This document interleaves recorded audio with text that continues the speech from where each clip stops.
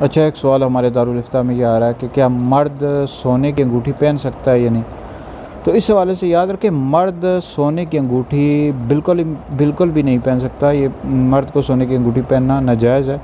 तो मर्द के लिए यही है कि वो चांदी की अंगूठी पहने, और वो भी 4.5 माशे से कम हो, और उसमें एक नग होना चाहिए, नहीं एक नगीना होना चाहिए। और औरत जितनी चाहे सोने की अंगूठियाँ पहन सकती है, और औरत को इजाज़त है, लेकिन मर्द को सोने की अंगूठी पहनने की इजाज़त नहीं है।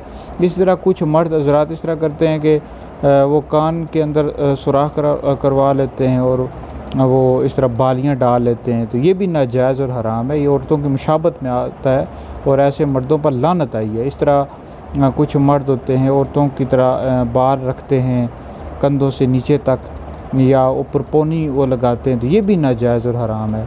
इस तरह ऐसी औरतें जो मर्दों की मुशाबत इख्तियार करती हैं, छोटे छोटे बाल रख लेती हैं, ये भी नाजायज़ और हराम है। तो बहरहाल मर्द को सोना पहनने की इजाज़त नहीं है, औरत बिल्कुल पहन सकती है। मर्द अगर पहनता भी है वो चांदी की अंगूठी इस्तेमाल करे, और उसका जो वज़न है 4.5 माशे से कम होना चाहिए, और उसमें एक नगीना होना चाहिए।